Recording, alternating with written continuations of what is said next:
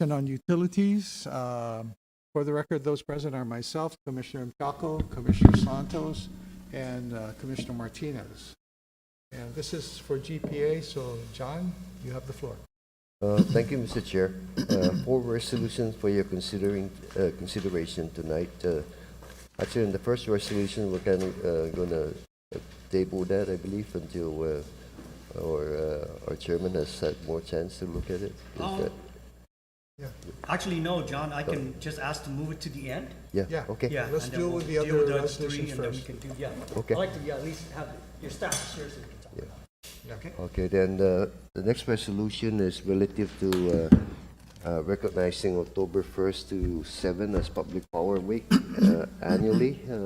That same period of time is Public Power Week for all the 2,000 plus public power utilities in the state. So we join with them, and of course we try to outline some of the things that we have accomplished throughout the year for your consideration and for that resolution. So I can go through all of them, Mr. Chair, or just, as it is, you can I don't look have at it any later. questions on it, just a resolution establishing public power, or, How you come know, they just don't make it on the same dates as Oktoberfest? I thought that's the whole month. next time. Is it? Yeah. I don't know, I thought it was I know it's a lot of, like a week or so. a lot Yeah. of beer drinking. And we've been a member of APA. APPA since the very beginning. You're on the board, right? I served 2 3-year term, and Tracy now Tracy's is on the board. Tracy's on the board. serving her first 3-year term. Yeah. So And that's the first time we ever served on the, you got yes, on the yes, the board. first time that we ever got Got a seat. it does help in terms of recognizing or attention to if we need something and all that. That's why they look at the assistance from Snohomish. They came through the mutual aid and then No, it's good. we have a very aggressive chairperson there now from Guam. At the, There you go. Yeah, There you go. very aggressive. Okay. So, yep. Yeah, so I don't have any questions on that resolution, John. Let's go to the next one. So the next one, Mr. Chair, is resolution 2023-34, and that's just to change the signatories for our transaction. We have a GPA. As we all know, Jennifer Sablan is now the Assistant General Manager of Operations. Okay. And so the breakdown is such for 2 signatures and all of that. Sure. So then, Yeah, just explain to me, John, to the commissioners, the process, right? So anything above 10,000 is you and any of the 5, or Yes, what's the process? What is the current? but anything below 10,000 one signature. So it could be anybody of the authorized signatories. Anything above 10,000 requires 2 signatures. It could be any combination of anybody who's.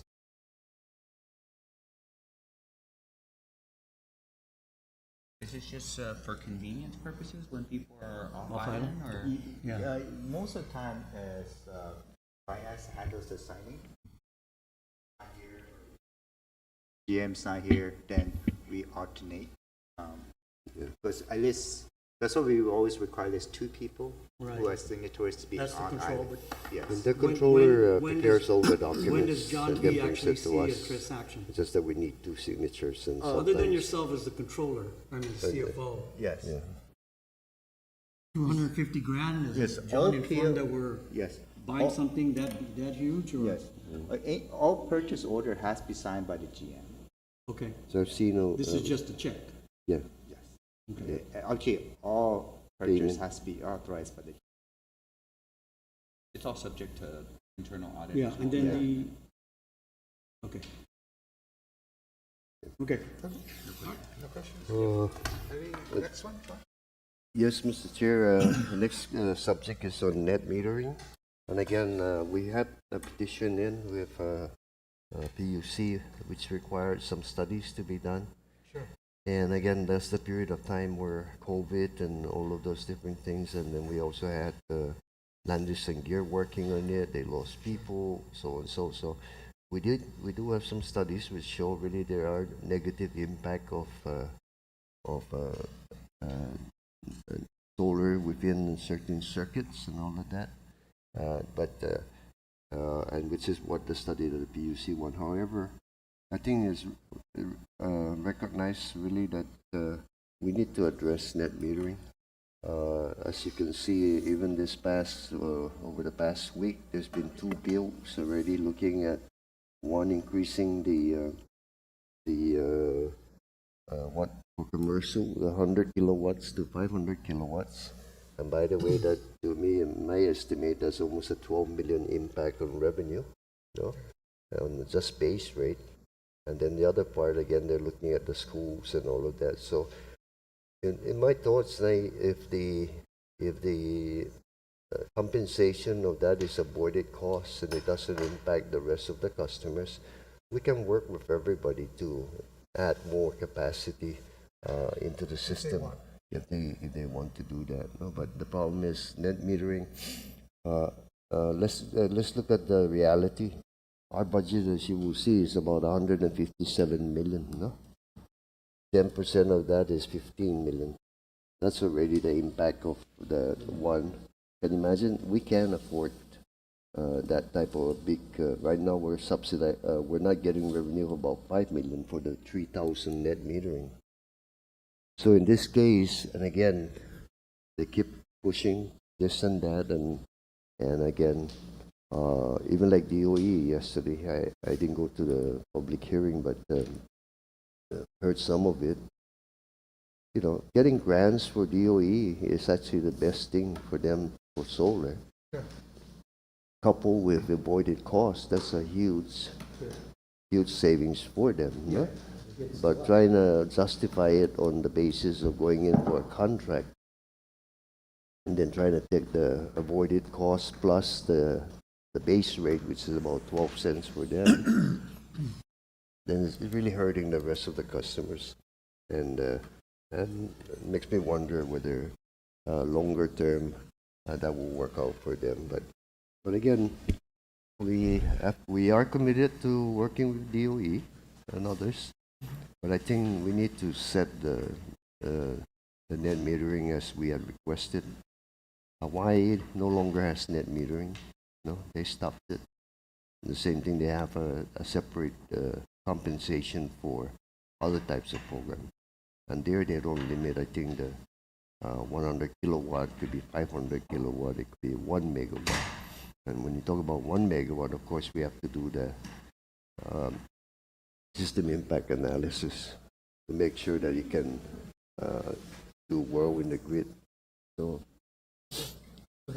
So JB, for the regular meeting, can we get an analysis, a simple spreadsheet that shows what this avoided cost savings or how that the potential net metering structure or rate structure would work, right? I know that's a PUC's job, but from the utilities perspective, that base rate, the avoided cost, can you break those down so that not only the commission but anybody that's watching can also understand what we're talking about and what that revenue stream per kilowatt hour is and how it would what it's used for. There's operational costs, there's distribution costs, generation costs when they're not debt service. So break it down so that we can make it real clear as opposed to when we say we're just losing money, it comes across as though we're trying to just make money, when in reality we need the revenue stream to support all of the infrastructure, right? So that's exactly correct, Commissioner. So we will prepare that for Wednesday. This started actually with the PUC asking us to give them data. That's what you're going to do. That's what you're asking. The resolution is to authorize you to give them the data on the impact and the cost impact and everything. So and for them to again consider the NEM structure in consideration of all the things that are happening, because I think it's not that we're tired, but it's kind of we're always marching to the legislature to on net metering. And again, Well, they have their own ideas, but it's really the PUC that sets. yep, PUC is the one that Okay. sets that. Okay. I got a Commissioner question, Santos. you know, the recent public hearing, these companies that are trying to push the increased capacity, I guess is the right word, right? It's all gonna be commercially driven companies, right, that want, or these are looking for ways to save on power. You know, I mean, they did at least, all the two companies came in, which are in the renewable energy business now, but they weren't before. So what was the projected growth, I guess, that we're going to see? Well, what I did was I took a ratio of about for the total number of commercial customers above 100 kilowatt. There's some that only go up to 200 kilowatt, and then there's others that go up to 500. So I took all of that and did a ratio of 25% of those. So if you take 25% warrant, then you're 12 million impact, and I can show that. But again, the other thing is is that with the load shedding this will help. No, it doesn't help because you don't have batteries, and even if you have batteries, it's just for a short period of time to control, and we'll need them to have batteries for that size of a system just to control the frequency and all that. I mean, going back, John D., because we know of the one example where the owner of the facility overbuilt the capacity, claiming that they came to us for permission, but they actually. Right. So are we going to ask the legislature to help put the rules in for that, or is that something that we want the PUC to? I think it's the PUC could. Because it Yeah. is. I mean, that is a classic example. Yeah. The, And the plan there now is okay. You can lift the cap, right? As long as it's avoided costs, and as long as they can come in and show us that their system can integrate into your system. So with those conditions, there we can open up and let really. Because if you look now, the net metering over since 2009, up to now, we have 2,500 customers, but it's been growing very slowly now, right? Because most of the homes already that take advantage of the tax credits, all of those are done. But yeah, so hopefully we can discuss with the PUC, and if they set the avoided costs, I mean. It's tiresome. It's always said the GPA is anti-solar, but we're not anti-solar. No, we're just we have to protect the ratepayers, to make sure that The other end. everyone pay their fair share. And at least if we don't make that decision, but at least we have to bring that up, because if we start going to these big numbers again, like I said, our budget is only. It's 500 million, right? But that's fuel. So the fuel component they can get, no problem, right? That's avoided cost. But the 157 million, every year maybe we'll come in 3 or 5 million below our budget, right? But you can't go too much more and down behind that. And if you're already talking tens of billions, that's already 10%. So you're going to have to raise the rate. Maybe when Ukudu comes online, right, you can come under budget. But look at how much money you're spending now from recovery and the typhoon. Obviously, you're going to get some money back potentially from FEMA, right? But if you didn't have that resource, what would that look like? If you weren't getting reimbursed by FEMA, what would you have to do from a cash flow perspective, right? I think we're okay right now. It's when they start impacting that 157 basis, no? Because right now already 5 million is going out the door. Really, we should be getting 162 or so. So I think we're doing fine in terms of the thing. It's just that what's happening now is the oil prices are rising again, So again, we're just holding on to January, so we'll see whether we need to move or whatever. But And then I know you've made the case several times about when you go out with your renewables plan, right? Right now we're in which phase of renewables? 4? Phase 4. Phase yeah. 4. So you've talked about the ratepayers and the solicitation and bidding process, what, based on the market, what we can get per kilowatt hour on a utilities scale solar project, right? Compared to net metering, right? So for Tuesday's meeting, or is it Thursday? It's Wednesday. Wednesday. For Wednesday's meeting, I mean, we might want to, show that, saying, when we put it out for Include that in utility the scale, schedule. this is what the ratepayers pay per kilowatt hours. Yep. If you continue with the net metering program, this is what the ratepayers are paying for solar. Yep. Right? Because that's a big delta. Yep, I'll put that all together, including the phase 4, and that includes now batteries, so we can shift and take care of the peak. And of course, the peak is the higher cost energy because you're running all the, the expensive, inefficient machines, right? So therefore, I'll put that all together and show with the phase 4. And again, batteries are not cheap, so we're not going to get 8.5 cents with battery anymore, no? But people are, maybe 17 is kind of tough, but I think below that for sure we'll get something. But what does net metering translate into? Even if Well, you get net 17. metering, if you go in contract with somebody right now, 30 cents they're getting.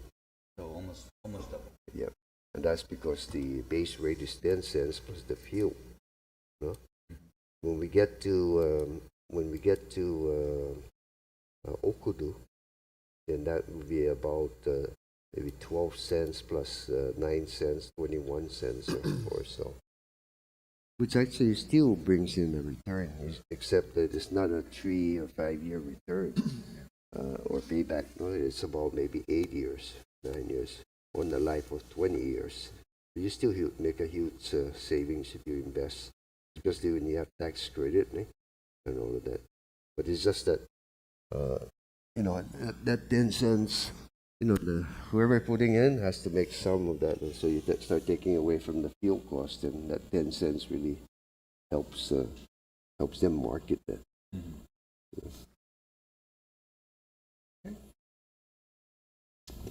Any other questions? No? Okay, John, the last one is, I'll just go through the generation capacity shortfall, load shedding, Mr. okay, Chair. before you do the budget? Or as far as the GM report, you can No, but take a look we at it. need to do the budget. Oh, I'm sorry, the budget, yeah. Yeah. Yeah. So, let's do the budget. John Kim, you ready? Yes. I could do you? Your team up, you wanna? Yeah. Yes, we're going to have a.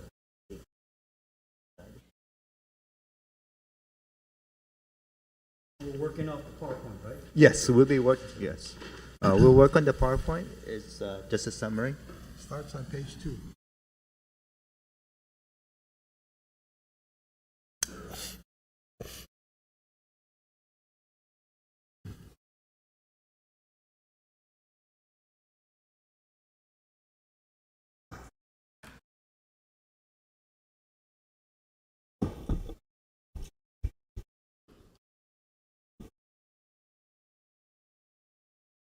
Can you introduce yourselves first, Pam? You can share the microphone.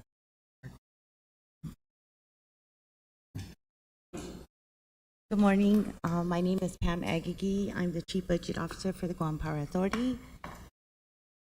Monica Calvo, Budget Analyst. Chris Aguilar, budget analyst. So what we hear is a pro forma financial statement for FY24 and FY25. So we're requesting a 2-year budget. On the revenue side, we're looking about $157 million for 2024, and FY25 $162 million. What we considered was we actually did very well recovering from the typhoon. So, and we're thinking we might be close to the level of 2022 revenues. And the other things that's coming on the pipeline, we have new the shopping center that's coming up, probably into FY 2024. And we're also looking into the camp blocks. They're mostly they're significantly completed. They should be coming in line in FY24 and FY25. So we put that into consideration and came with that.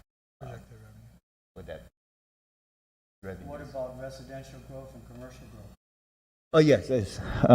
Residential growth, they're kind of slow. They're usually about 500 a year, of a year. So we probably make, but it's not a significant impact on our revenue side. The most significant impact is usually big commercial. That's why like the new shopping center that's coming in, and also the military has an impact with us. And also we're looking at, when we looked at the August revenue, it looks like the commercial sectors are coming back. They're much stronger than before. During the pandemic, had a really significant reduction on them, but they're slowly coming back.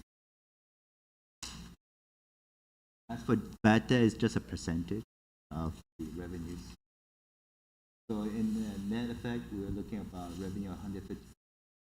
Also for the real revenues, we just use our current rate, and also what the rate's gonna be on the next filing, and based on the $120 per barrel, what the LEAC rate is gonna look like. So we factored that in. But what are we actually buying it right now, John? We're buying about $120 per barrel. About right now? Yes, a barrel. That's This is based diesel. on our latest shipment? Yes, it's based on the latest shipment. Yes. So we've broken down by IPP. On the operating IPP, that would be a PD 8 and 9. That's still managed by MEC. MEC. On the operating expense, we broke it down by diesel. That would be diesel units. Their operating supplies. Also, utilities would be water. We predict 2.8, 3 million in budget. The workforce personnel, that is a combination of our active workforce plus our apprentices and also trainees that we hire. So also includes it. And that's about 10%. And that's about, the workforce is about 10% of our business. It's $50 more million percentage. And contracts, that would be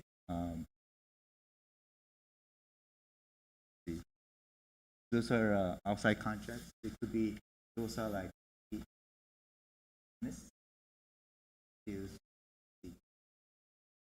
plus other software contracts in there.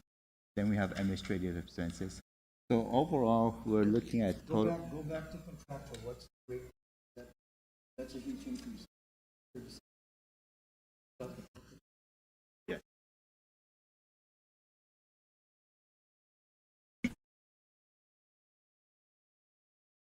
Is that your solar farms?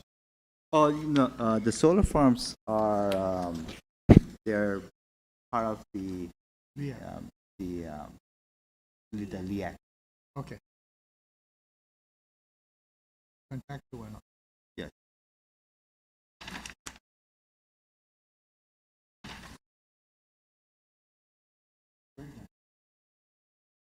Yeah, contract costs. So we have some apprentice supplies, environmental protection. So environmental.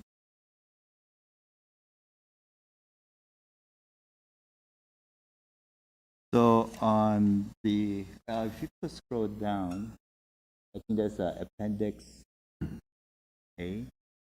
Don't look there. Keep on going.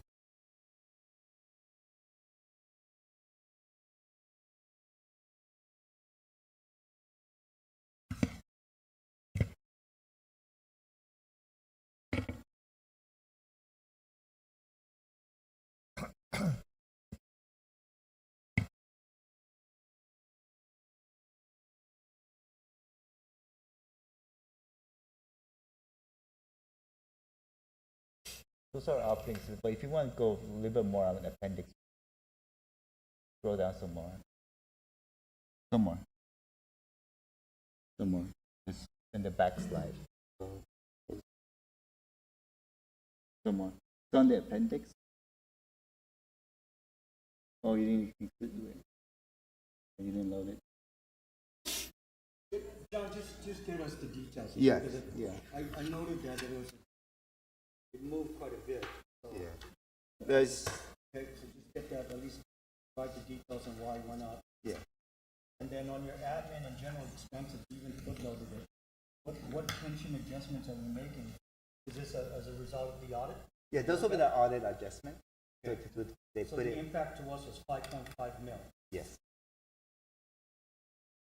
It's a non-cash, We understand that. I'm just saying, this is another one where this is dictated to us, retirement, right, and the yes, pension act. yes. This is, gap pretty much. Yeah. Are we projecting any new retirees for the next 2 years? Because obviously that's an impact. Yes.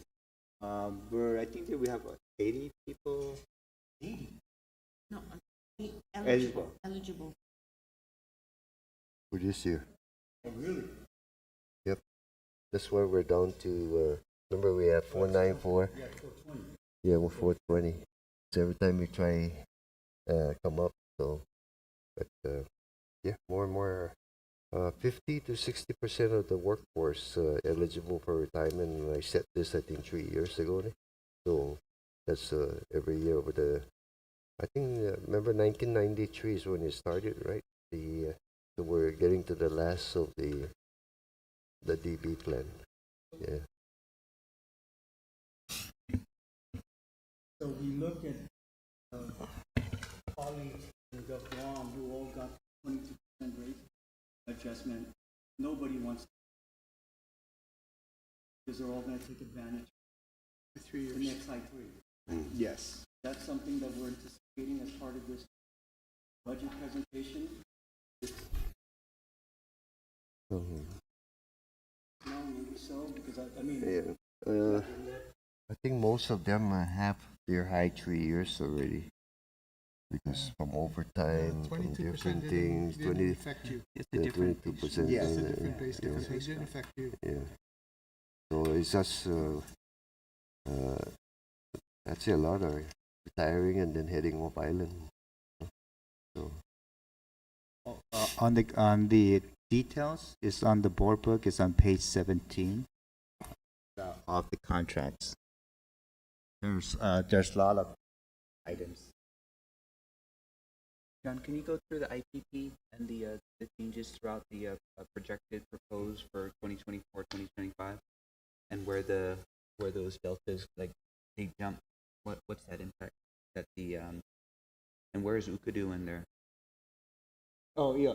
The Ukudu is not in here because due to the typhoon, they got delayed. Mhm. So they'll be online in FY 2026. 26.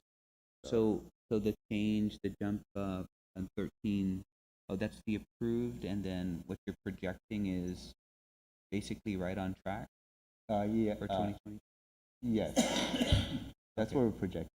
So it's status quo in 2024 for the proposed budget. Yes.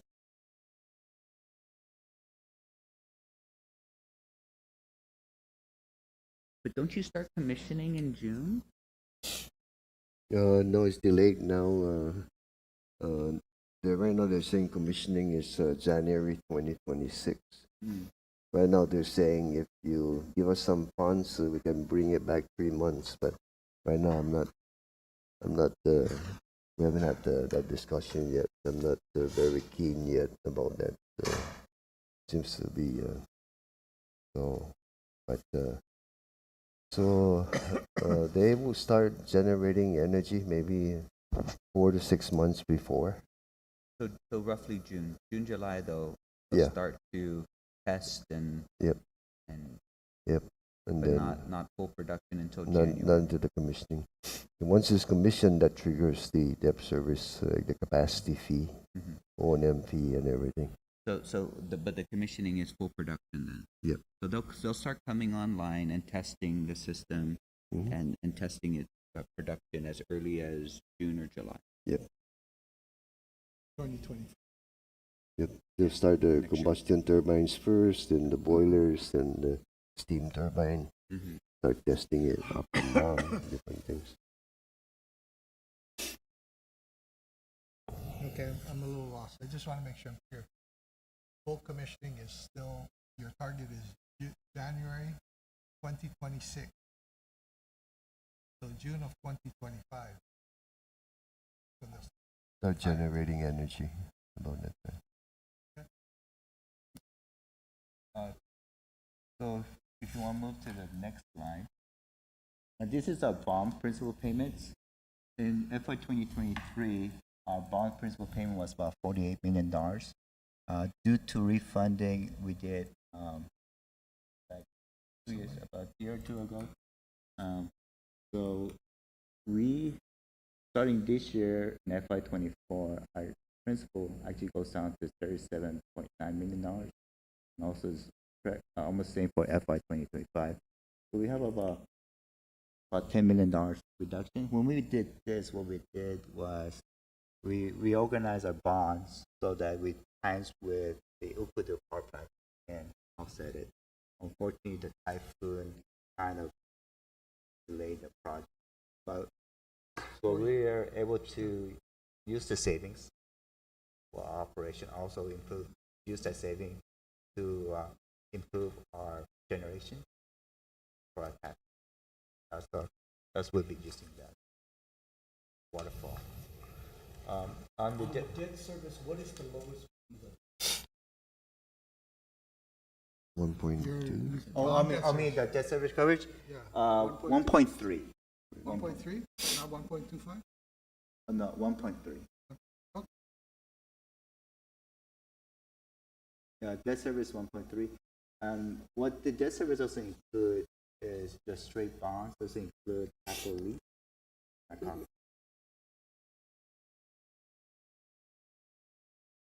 So your debt service actually goes down in 2023? That one, what we did was very conservative because we, on that one, the revenue we projected 146 because right after typhoon, we said, oh, what happened? The revenue's not there. And we also looked at POs that was outstanding. If we all that came in, what happened? Right now, our debt service is about 1.6. 1.6. This is like worst case scenario. We'll be updating that for. I just got the October number. It's much better. I think we're predicting revenue about 149, 150 by end of. So it's about 1.3. Now, just real quick, you directed me to the page. Yes. We really pay 145. Yes. Previously it used to be about say $120,000. With a new bid, it went up to like 140. Now, are we required to stay local on that? We can't go off island? I mean, I want to support the local guys, but come on, you know, I mean. Is it our choice or the OPA choice? It's really an OP. There's only, previously we had two firms, Deloitte and Ernst & Young. Unfortunately, Deloitte folded. Most of their staff was absorbed by Ernst & Young. So we only have one local who could handle government. Government is a little more complicated, specialized skills. But my question is, can we go outside of The local. the OPA? Yeah. I mean, we're still completing an audit. before- Yes. On the RFP, yes. When we did RFP, it's open to anyone coming in and Right. do the audit. There is a local preference, Yeah, but there- doesn't prevent anybody. Yeah. You just have to. Do they have to have a business license? When they're bid, you don't have to, but once you do win the bid, you need to you have provide to be, proof. of course. Yeah. Yeah, But prove it that. doesn't specifically prevent it. But there is a local preference, right? What's the local preference? 15% or 10? I believe it's 15%. That's a big delta. Yeah. So on the last bid, we only had ENY. It was interesting. How do you announce it? It's published to the newspaper, to media. Who all does that's the required. announcement? You or That's all that's OPA? required. No, I'm talking about how come we're not telling the whole world that we need an audit? You know? Oh, yes, we take out the advertisement. But I'm the, saying, John, yeah. just not the Guam Post. Not all of us. Are you allowed to use electronic media? The law requires us to publish. Actually, the law has not been updated for a long time. But we're not prohibited from Yeah. soliciting Yes. big firms Yes. that are interested in auditing, you know, Yeah. a company in Guam, I'm sorry, government entity. Yes. We're not barred from that. So, but all our procurement is also advertised in our website. But you just have to look for it. I'm asking you, John, to open your solicitation. Yes, understood. Facebook. Use your Facebook, State. Because you could pay for the John advertisement. Primus. No, I mean, really, you gotta be a little bit more creative with this. It's not gonna get cheaper when you don't wanna call Prince of EY sole source. They're not the only CPA firm in the world. Yes. Yeah. And the problem also in why because they're above capacity, their audit, so they're actually rejected. Yeah. I'm not gonna bother myself with your, all I'm asking, you got an obligation, one, provide an audit every single year, and you should not restrict. Yeah. As we could. That's not in our best interest. I don't think the public auditor is gonna be fully used at the end of the day. I would still think that you're gonna be held responsible. CFO, getting life and year. Again, I'm telling you, look elsewhere. Let's not wait till the last minute. Put the notice out. You know, we're looking to get an audit. And maybe this way we're not, hopefully Gulf Guam gets a little bit more creative. You know that we were held up Yes. because of Gulf Guam.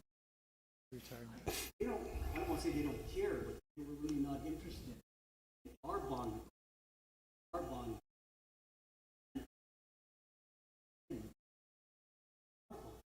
Yeah. Yeah. So you can at least put it out, right? Yes, we could inquire if anyone, other big firms are interested.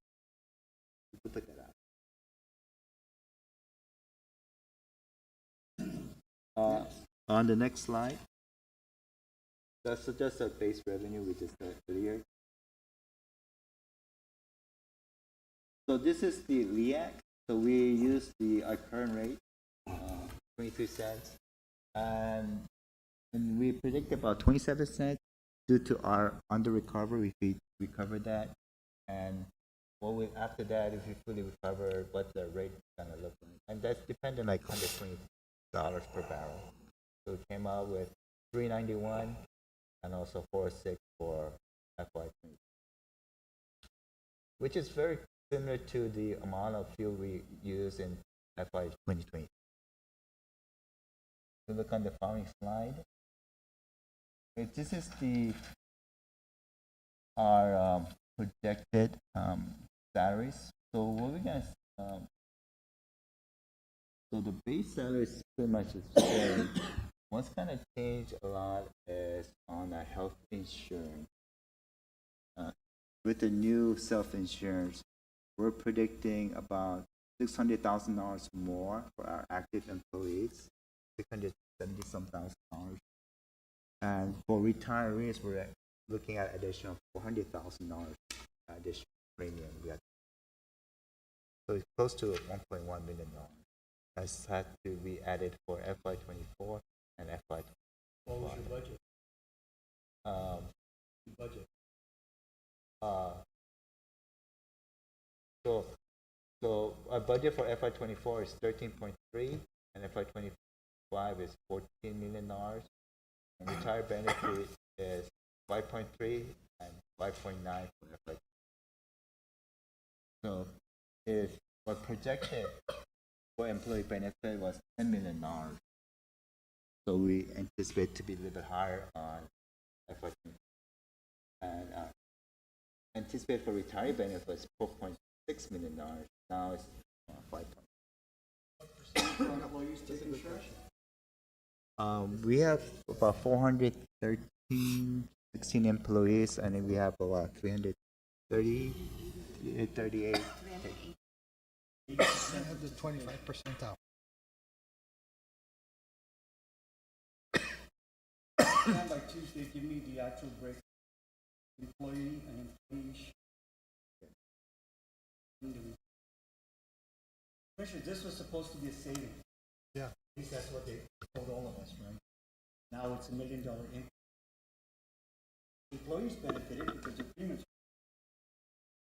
Yes, for select care classes. Yeah. Ratepayers, aka the taxpayers, need to know that cost you an extra $1 million to pay for the benefit. That's exactly what, not whole presentation that was made, they're saving money. I think they meant me, not the Yes. me. Governor.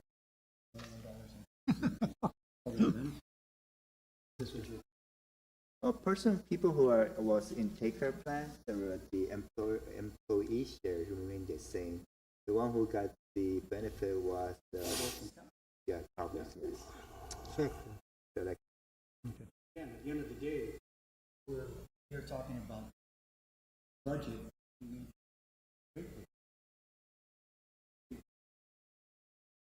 Yes, that was very unexpected expenditure.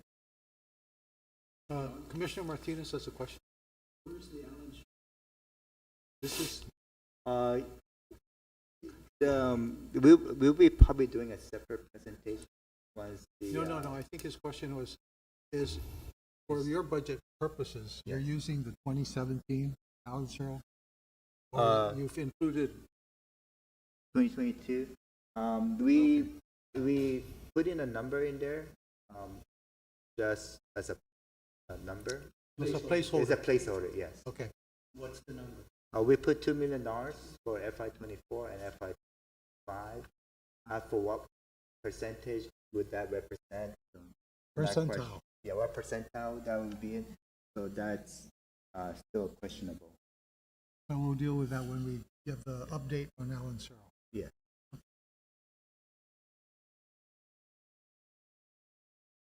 Okay. Just get the study in front of us and then we'll. Yeah. Okay. Anything else?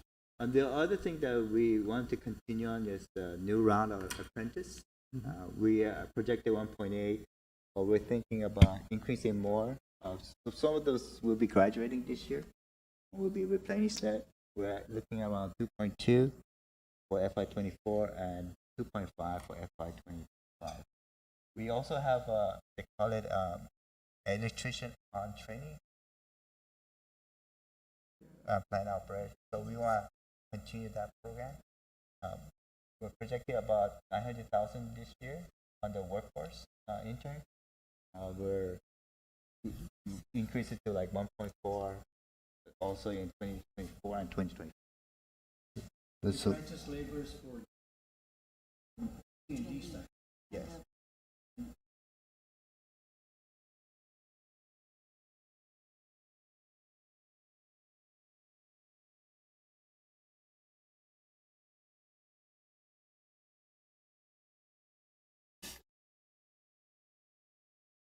but mostly the diesels and mechanics, different things like that. Yeah, it's not as much the campus operation, but it's more the others that we're still going to be here. And that's how we're trying to keep up with the retirement. We hire apprentices and they kind of help, But we're gonna have this October, right? We're having a graduation.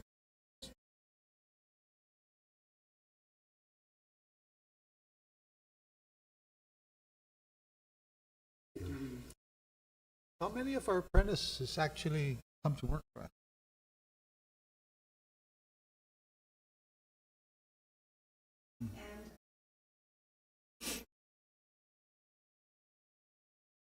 Some, okay. Okay.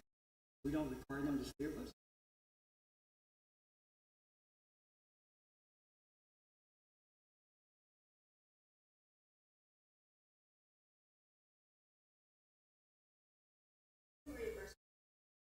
But is it 100% paid by DOL?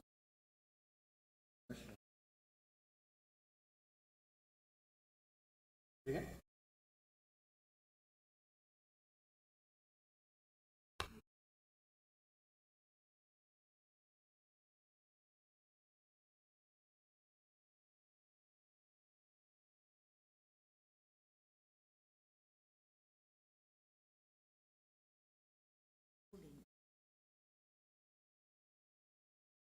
To go to GCC.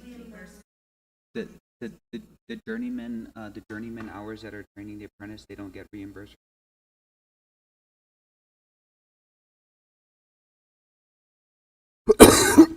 Yeah. So the commercial sector has the access to the grant. They can get 50% reimbursement on the journeyman that's associated with training the apprentice, but it comes out in the GRT credit. But government Canada, yeah. We understand. We pay 100% program and cannot tie the employees to work for us for 3 years without giving them an education.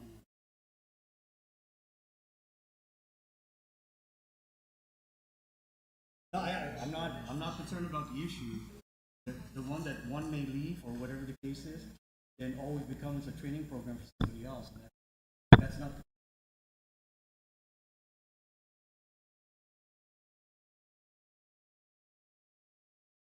I don't believe that the risk is there for us to require that. We really do have a very good participation, and with we're going to be entering into our 7th USDOL apprenticeship cycle, and quite honestly, it's just been a huge success for us. It helps us with our succession plan, and then it also helps bring just some of the knowledge down. And so we're really trying to push that out and expand it again to beyond T&D. And so that's why you're going to see this at PSCC for dispatchers. And then internally, our generation training program that John had mentioned, that's an internal training program, so it's not tied to USDOL. And that's to help us get folks local folks qualified so that they can apply and that they're qualified to become part of our generation team. Otherwise, you will not have as many qualified folks be applying. what are we doing here in engineering side? We've been hiring the ones graduating from UOG, and a lot of them actually are civil engineers. We're asking them to try and develop mechanical and electrical, and then what we do with that is they train with the others. So there's electrical, mechanical. They determine what it is. Then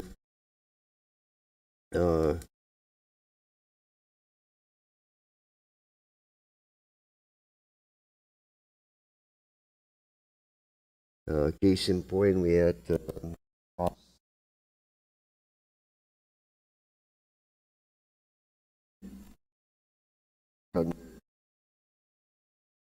years you got a PE.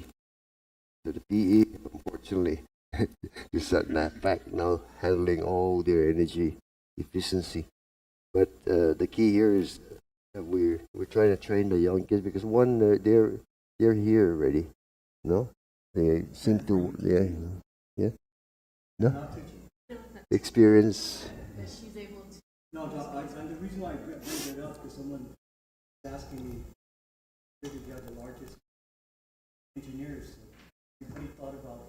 Apparently, they lost some professors at UOG. The program was close to. I don't want to say defunct, but they had a really big issue.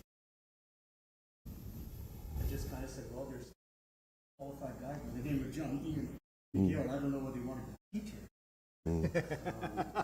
John D. and Miguel D. I'm just putting it out there because someone reached out and said, you know, we developed a engineering school, and they forgot about, we had teachers, instructors. I mean, I know you weren't trained to be an instructor. So it's just, you know, figured out a way to keep the program alive. Not everybody can send their kids up. I haven't Yeah. seen John being tackling down to. No. But I mean, I can do a class to give them the practical experience, you know, because that's what we're trying to do with our team here, right? Because the practical experience, decision making, and all of that, that's not always there, you know. Yeah. Most. Yeah. But They don't like to be the training ground. Engineers who find out they're leaving for greener crop. Unfortunately, they can leave for greener grass.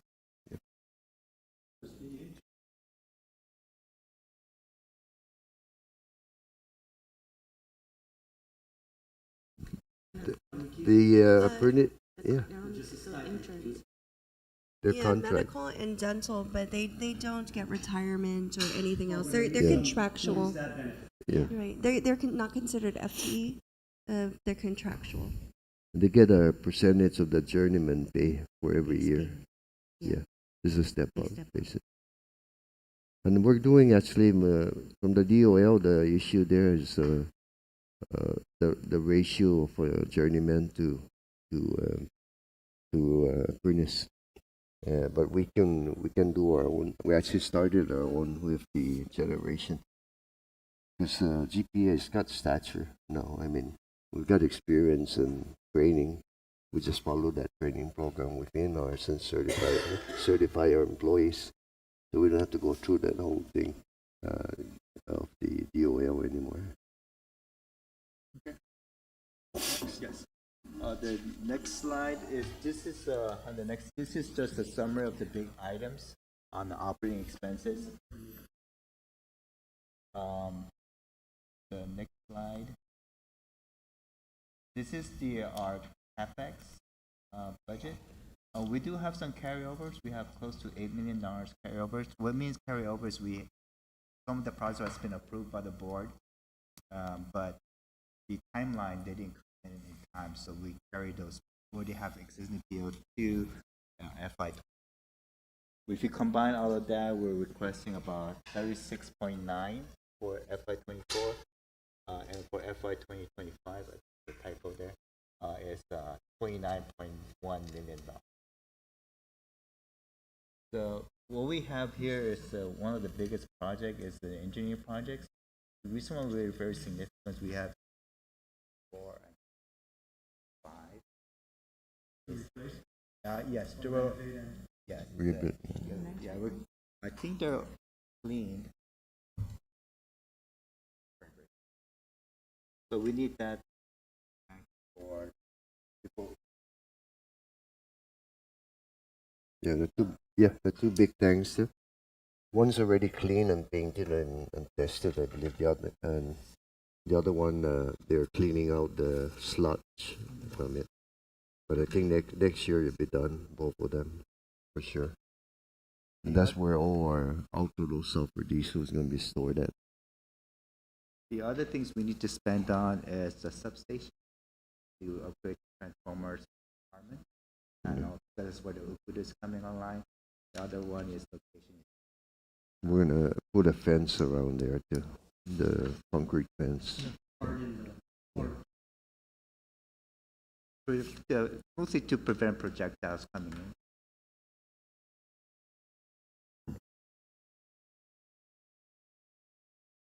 John, when you look at the,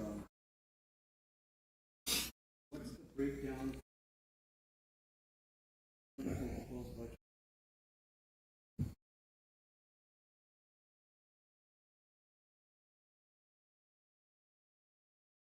Other I say, well, about the substation. the $2 million. Two and two. No, just as long as you had the details. Yes, all the details is in the back.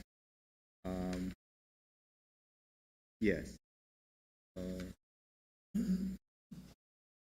that would be the same for. Yes, there did.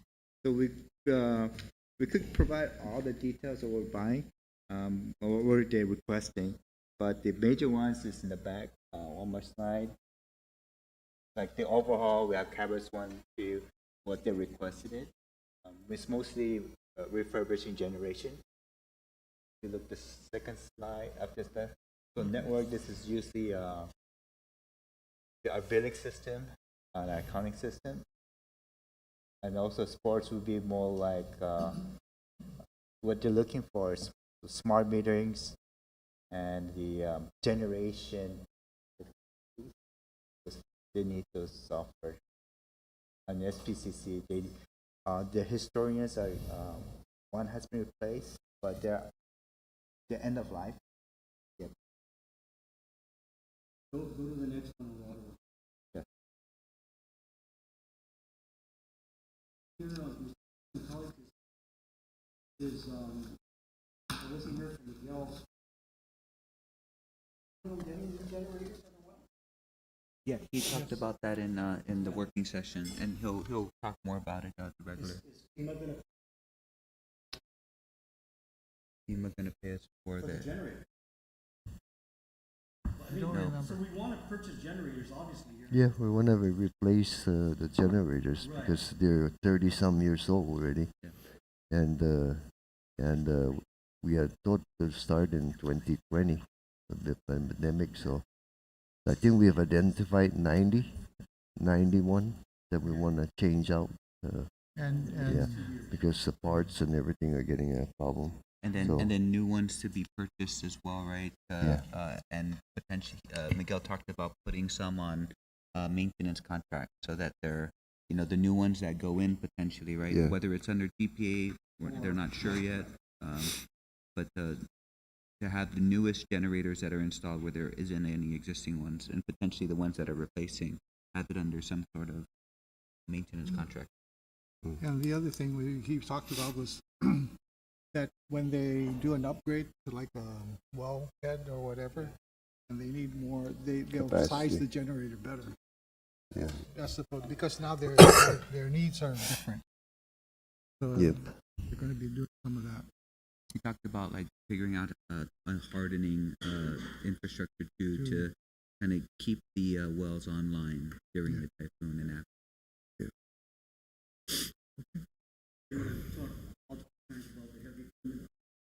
We gonna increase vehicles as a Yes. We do have, we purchased, I Hybrid. believe, 2 electric bucket trucks, but the lead time is like 2 to 4 years.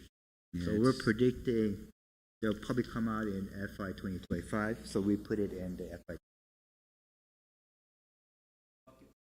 Electric, yeah. drive in and we see cars parked almost the entire parking lot. Yeah. They're looking at that too right now. They have to go, they put the chargers and everything. They're working on that. Then we can buy from the island, whatever's there in the island, we can buy those. I think the future plan is anything that's like administrative vehicles, if you replace it, it will be more. But also even some of the other ones, the trucks, the 4x4s, all of those, the chassis are out there already. So yeah, no, we are heading into that. The only ones we're trying to get now is the 5 that are here in the island that we use in the storm from FEMA. So that, Yes. that will Bucket be trucks, you mean. last of the Mohegans that we, right? Those are diesel though, right? Yeah, Those are- diesel, yeah. They brought it in and I think we still have it, right? Yep. But We haven't- the EV bucket trucks you're looking at are just the PTOs. You're Yeah, the not future is gonna be all EV. all electric, but I think the current Yeah. current working technology is only for the PTO. We had a So you remove grand. the PTO, you remove the idling and the power takeoff from the diesel to power the hydraulics for the bucket truck. I think you just take that part and make it battery. Yeah, better. Yeah. It's still run by a diesel motor. It's still a Yeah, we had diesel-powered a truck that- we had a grant on that one. So that's You got a grant for a full EV or just for Yeah. the batterized PTO? the PTO Okay. stuff. So that's why we went through that. That's from a US EPA grant. So now we're gonna go out for the full. Yes. On the following slide, these are the details of all the engineering projects that they're requesting.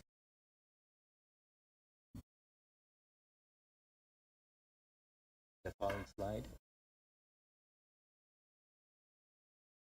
That's pretty much it for our presentation.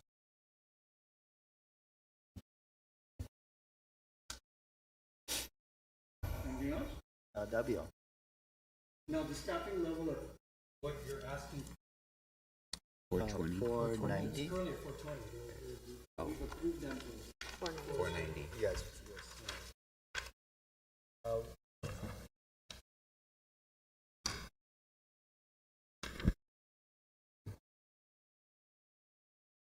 We only hire what we could or whatever, but at least it gives us a benchmark. Yeah, that's all. So, and again, it's been more down than up. I'd say we've been holding on around 420, you know? Yeah, Yeah. but I think we're also anticipating the graduate apprentices that are gonna come into the Yeah. next. So we have, Yeah. How many of them are graduating? 8? 8 or 9 So there's 8 that'll be full-time. for this year. For this year, another one next year. Yep. So they will when you say about FY 24, right, that's anticipated. right. 2 be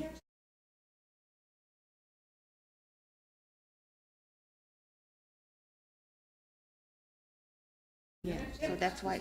Yeah. So the number might be low right now, but we're anticipating the graduate apprentice to take over and then increase the 6th cycle, and then we're doing the 7th cycle, which hopefully will increase our. So looking at this, then your personnel budget is Yes. Yes.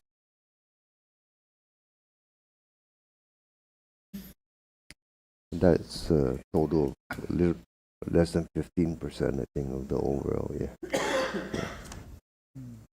We might have more questions probably at the meeting. Okay. Okay, John, you want to go through your general matter? Report? Yeah. Not really, Mr. Chair, I can, but I do want to go through the load shedding. Okay, That just sure. very quickly, and then the GM report is really an update. You see that Sure. they're still moving with the power plants and all that with the Ukudu. Yeah, Uh, is it loaded in board books, John? Or Yeah, general? Okay, we did so load it. you can skip that Yeah. part, and if we have any questions, we'll ask you on Tuesday. Load shedding, and the key here is I wanted to go through one particular slide. Actually, I'll go quickly through. Go ahead, please. Okay, next. Again, the key here is you will notice September is the highest, as you see for this year. September is low. Well, the reason for that is we load shed, no? But the reason why we're load shedding in the evening as much is that this is the highest. September, October is the highest period of the time. So once we get by this, then again the impact will be less. Next. One base load unit, again, see it's just the evening peak. 2 base load units could be in the morning sometime, but really, again, just a huge peak, load shedding in the peak in the evening. Next. Where we are now, I gave you the actual on the 24th of August. Today, the 20th. We're at 217. Cabros 2 is still not up. If we did get it repaired, we'll be up to 261.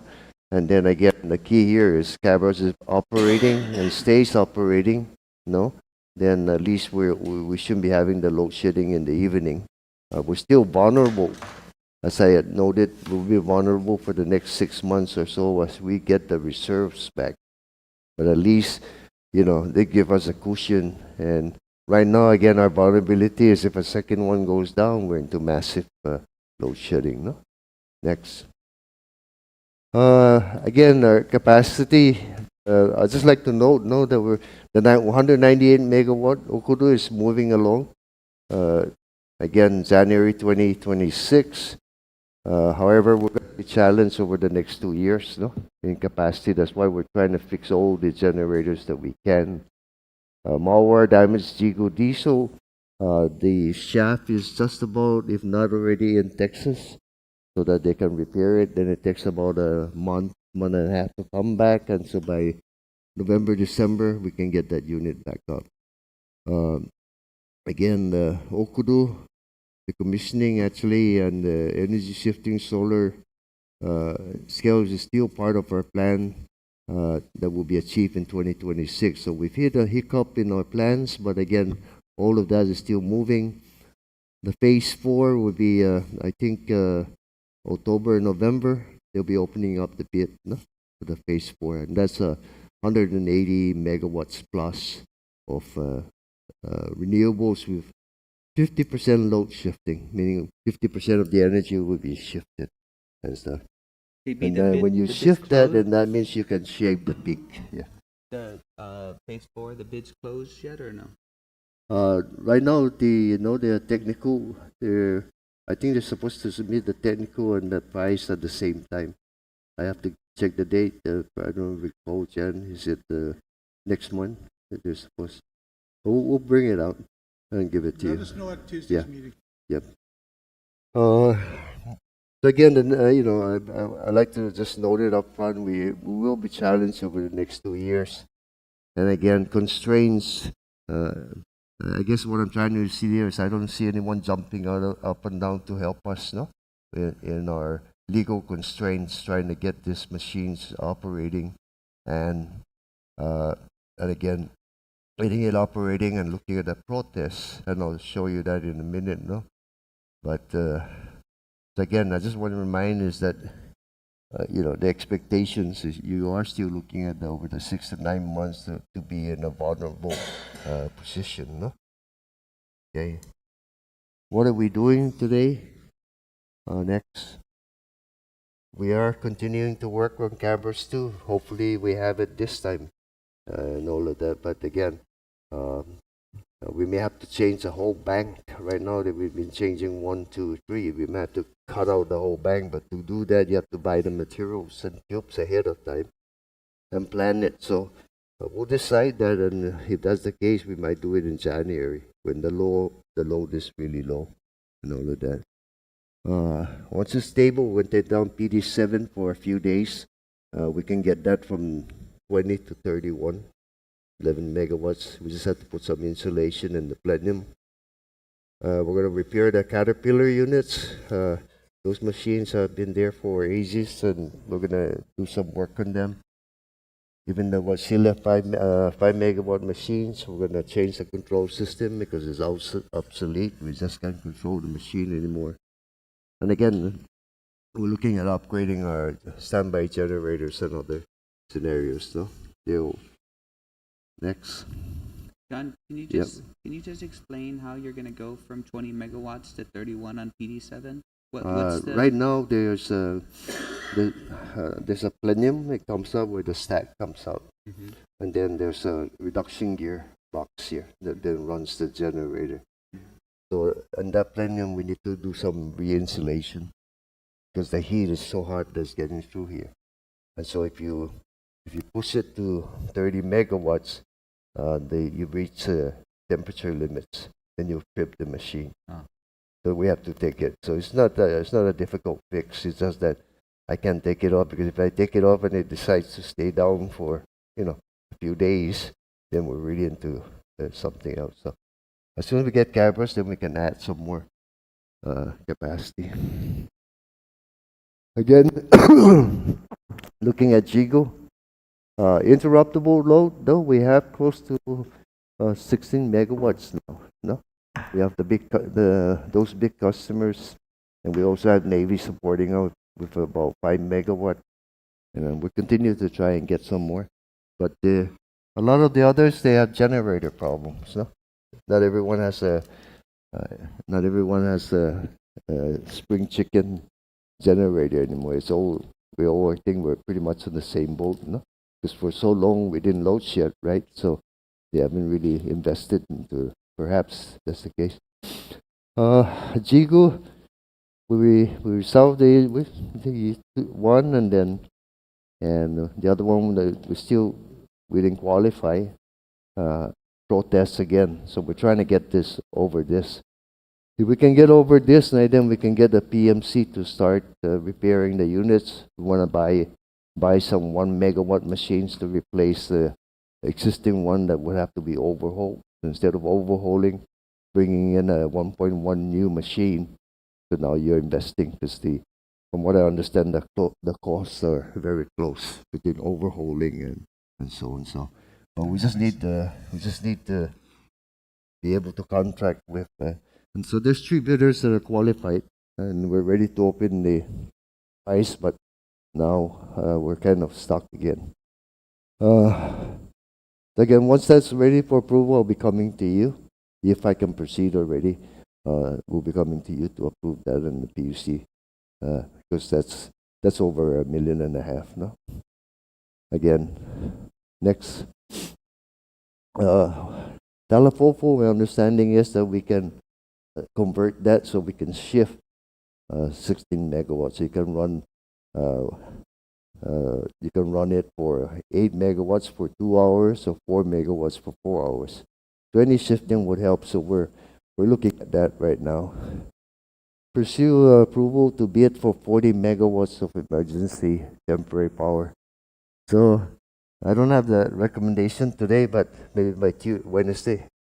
I just wanted to lay it for the commission. We'll discuss it further. Do we want to live like this, or potentially, if the machines are coming back, then okay, I feel more confident, right? But they're all much older. So do we bring in 40 megawatts of temporary power for the next 3 to 4 years until we get Okudu on the line, and provide that? But I'll show you what that means, no? I also thinking about an energy storage battery, 45 megawatt for 5 hours. This is 45 megawatt, you charge it. In the daytime, you take it from the solar or the conventional unit. In the evening, you can run 45 for 5 hours, or 22 for 8 hours, or 10 hours. So it's almost like a generator, no?